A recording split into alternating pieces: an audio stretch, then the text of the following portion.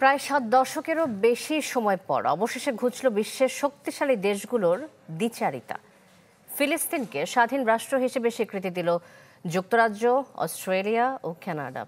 এক ভিডিও বার্তায় যুক্তরাজ্যের প্রধানমন্ত্রী কিয়ার স্টারমার জানান, শান্তি প্রতিষ্ঠা ও দ্বিরাষ্ট্র সমাধানের জন্যই ফিলিস্তিনকে আনুষ্ঠানিকভাবে স্বীকৃতি দেওয়া হচ্ছে। তবে ফিলিস্তিনকে এই স্বীকৃতি দেওয়ায় তীব্র প্রতিক্রিয়া জানিয়েছে ইসরায়েল। এর মধ্য দিয়ে সন্ত্রাসবাদকে পুরস্কৃত করা হয়েছে বলে মন্তব্য করেছেন বেনিয়ামিন নেতানিয়াহু।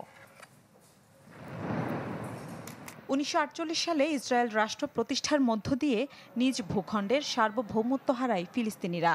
এরপর দশকের পর দশক ধরে তাদের উপর চলে নিপীড়ন আর অধিকার হরণের ঘৃণ্য খেলা। জাতিসংঘের 140টির বেশি দেশের স্বীকৃতি মিললেও ফিলিস্তিনকে স্বাধীন রাষ্ট্র হিসেবে প্রতিষ্ঠার বিষয়ে গড়িমসি করে শক্তিশালী দেশগুলো। 7 দশকেরও বেশি সময় পর অবশেষে ঘুচল সেই দ্বিচারিতা। ফিলিস্তিনকে রাষ্ট্র হিসেবে আনুষ্ঠানিক স্বীকৃতি দিল শক্তিশালী 3 দেশ, যুক্তরাজ্য, কানাডা ও অস্ট্রেলিয়া। রোববার দেশ তিনটির পক্ষ থেকে আলাদা বিবৃতির মাধ্যমে এই স্বীকৃতির কথা জানানো হয়। শান্তি ও দ্বিরাষ্ট্র সমাধানের আশা পুনরুজ্জীবিত করতে যুক্তরাজ্য আনুষ্ঠানিকভাবে ফিলিস্তিন রাষ্ট্রকে স্বীকৃতি দিচ্ছে। গাজায় মানবসৃষ্ট সংকট আরও গভীর হয়েছে। ইসরায়েলি সরকারের নির্লস ও ক্রমবর্ধমান বোমাবর্ষণ, দুর্ভিক্ষ ও ধ্বংসযজ্ঞ একেবারেই অসহনীয়। এদিন এক্স পোস্টে ফিলিস্তিনকে স্বীকৃতির কথা জানান কানাডার প্রধানমন্ত্রী মার্ক কার্নি। এক বিবৃতিতে স্বাধীন ফিলিস্তিন রাষ্ট্রের ঘোষণা দেন অস্ট্রেলিয়ার প্রধানমন্ত্রী অ্যান্টনি আলবানিজ। জাতিসংঘ সাধারণ অধিবেশনে দেশটিকে স্বীকৃতি দিতে চায় ফ্রান্স, লুক্সেমবার্গ সহ অন্তত 6টি দেশ। তবে ফিলিস্তিনকে স্বীকৃতির বিরুদ্ধে তীব্র প্রতিক্রিয়া জানিয়েছে ইসরায়েল। এর মধ্য দিয়ে সন্ত্রাসবাদকে পুরস্কৃত করা হয়েছে বলে মন্তব্য করেছেন বেনিয়ামিন নেতানিয়াহু।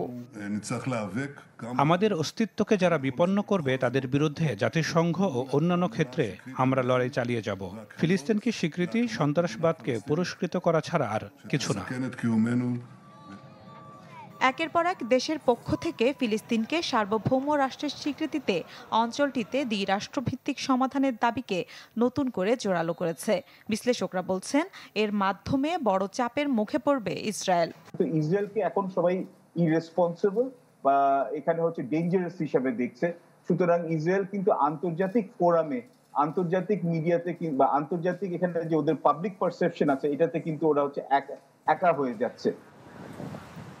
যদিও ফিলিস্তিনকে স্বীকৃতি দেওয়ার বিষয়টিকে প্রতীকী পদক্ষেপ বলছেন অনেকে, কেননা চীন, রাশিয়া ও আরব দেশগুলো অনেক আগেই ফিলিস্তিনকে স্বীকৃতি দিলেও গাজা উপত্যকায় আগ্রাসন মোকাবেলায় তা কোনো কাজে দেয়নি।